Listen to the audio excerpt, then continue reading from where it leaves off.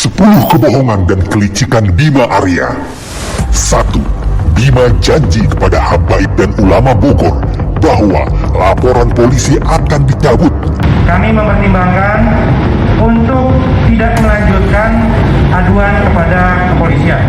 Faktanya, laporan polisi tidak dicabut. 2. Bima menyatakan rumah sakit Umi tidak kooperatif dan tidak pernah melapor sampai saat Bima hadir sebagai saksi dalam sidang IBHRS.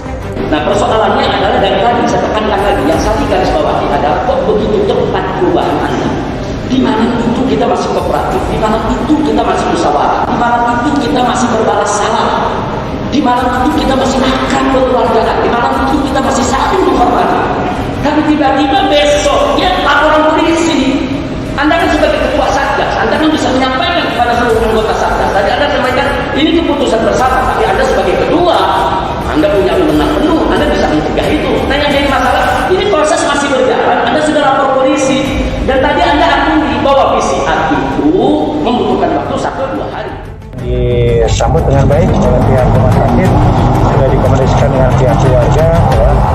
Mudah-mudahan bisa dilaksanakan. Faktanya, saat Bima datang ke rumah sakit Umi, disambut baik dan sangat kooperatif.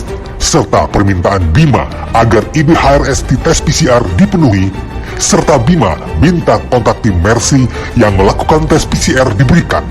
Sedang laporan lengkap tentang kondisi IBHRS sudah diserahkan oleh Rumah Sakit Umi ke Dinas Kesehatan Pemkot Bogor pada tanggal 16 Desember 2020. 3. Bima menuduh Rumah Sakit Umi halangi tes PCR terhadap IBHRS. Justru saya di PCR ini diantaranya adalah saran Anda ke Rumah Sakit Umi menyampaikan kepada saya. Saran Anda saya terima, oh kalau begini kita mesti ada kepastian, dan dokter pun setuju. Dokter mengatakan Habib ini indikasinya ada, untuk memastikan Habib harus PCR. Saya terima, dan saya janjikan kepada dokter Andi waktu itu ada sholat Jumat. Tim dari Jakarta akan datang. Ternyata tim yang Anda kirim pada Jumat tidak datang. Dokter kami menunggu ada sholat Jumat sampai jam 2 lewat. Nah, begitu tidak ada kepastian datang, tidak ada ketegasan jam, saya yang katakan kepada tim dokter, sudahlah, Anda ini punya kerjaan, Anda kembali ke rumah sakit, Anda punya pasien, tidak boleh tinggal, periksa saja saya sekarang. Saya ambil keputusan, ada biasa diperiksa PCR, ada tim Mercy, dan saya sampaikan kepada anak Hanif, kalau nanti tim yang Anda kirim datang, sampaikan saja, Abang sudah di PCR, dan nanti kasih saja nomor telepon tim Mercy, biar nanti Satgasnya bisa langsung koordinasi dengan tim Mercy. Faktanya, saat Rumah Sakit Umi sudah setuju Dinkes Pemkot Bogor yang ditugaskan Bima untuk mendampingi tim Mercy saat tes PCR IBHRS. Namun, setelah diberi waktu ba'da Jumat dan ditunggu tim Mercy sampai jam 14.00 WIB, ternyata Dinkesnya tidak datang sehingga tim Mercy langsung melakukan tes PCR tanpa didampingi mereka. 4. Bima merasa dihalang-halangi oleh IBHRS dan Habib Hanif karena menolak tes PCR ulang di sore hari karena tes PCR baru dilakukan di siang hari. Itu personalnya kan sudah dikasih tahu, saudara komunikasi dengan dokter Hadi. Berarti sudah dikasih tahu Pak personalnya dari Mercy. Ya sudah. Berarti sudah dikasih tahu.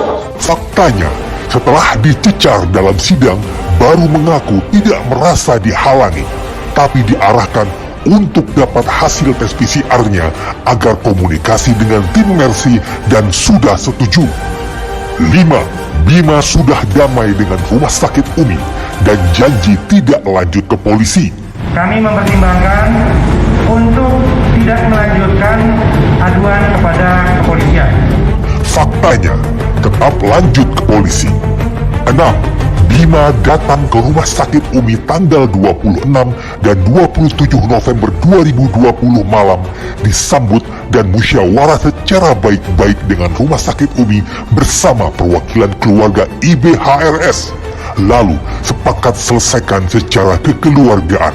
Faktanya, tengah malam tanggal 27 November 2020 berubah pikiran dan langsung menugaskan stafnya buat laporan polisi tanggal 28 November 2020 pagi dini hari jam 2.00 waktu Indonesia bagian Barat. Anda memaksakan saya, memaksakan rumah sakit ini, saudara, untuk membuat laporan tentang kepastian kondisi.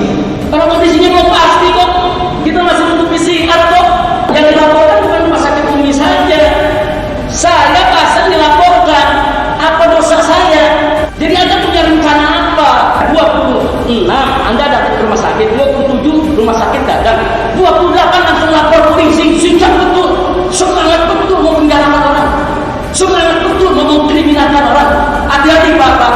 Arya, ini kasus saya ini sedang disidang. Kita sedang membuktikan dalam sidang ini apakah terjadi kriminalisasi terhadap pasien, apakah terjadi kriminalisasi terhadap para dokter, apakah terjadi kriminalisasi kepada rumah sakit Umi. Nah, rumah sakit Umi ini kan rumah sakit rujukan COVID juga di Kota Bogor.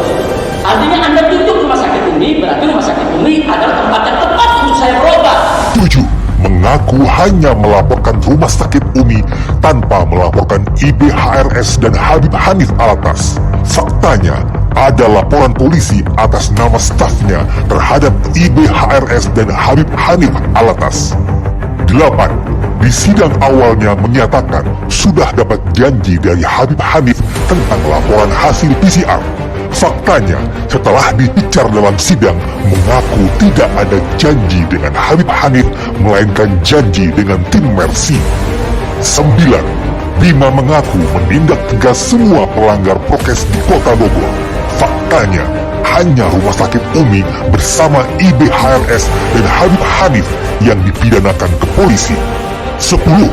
Bima mengaku bahwa jika ada seseorang yang tidak tahu dirinya sakit, lalu mengatakan saya sehat atau baik-baik saja, kemudian setelah diperiksa dokter ternyata dia sakit, maka orang tersebut tidak bisa disebut berbohong karena tidak tahu.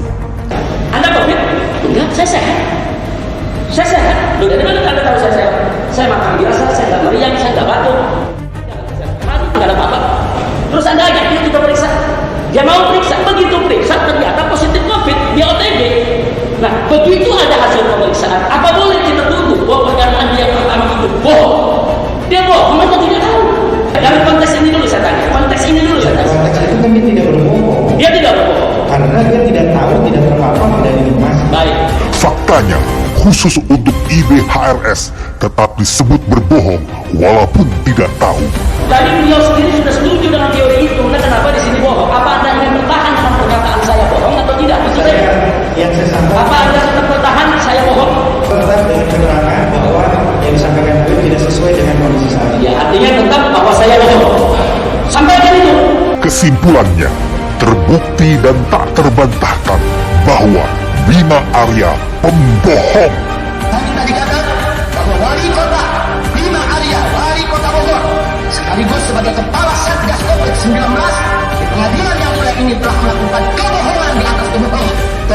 Anda ini yang mempidanakan kita, itu pasien dipidanakan. Anda ini melakukan kriminalisasi pasien, kriminalisasi rumah sakit. IBHRS bongkar agenda jahat Bima Arya CS. 1. Bima Arya rapat dengan Kapolresta Bogor untuk pidanakan IBHRS. 2. Bima Arya dilarang Kapolda Jabar cabut laporan terhadap IBHRS. 3. Jadi jelas, ternyata ada polisi dalam soal kriminalisasi IBHRS. Fakta sidang jadi bukti kriminalisasi IBHRS. 1. Pelanggaran prokes di Jakarta hanya IBHRS dan kawan-kawan yang dipidanakan. Tapi selama ini Anda tangani tidak ada pidana kan? Aturan itu tidak ada pidana. Di aturan perhubungan tidak pernah menyebut tidak ada pidana. Ya, tapi faktanya kita saat ini ketemu di sidang pidana. 2. Pelanggaran prokes di Kota Bogor juga hanya IBHRS dan kawan-kawan yang dipidanakan. Anda memaksakan saya, memaksakan rumah sakit ini, saudara, untuk membuat laporan tentang kepastian kondisi. Kalau kondisinya belum pasti kok, kita masih menunggu PCR kok. Yang dilaporkan bukan rumah sakit ini saja.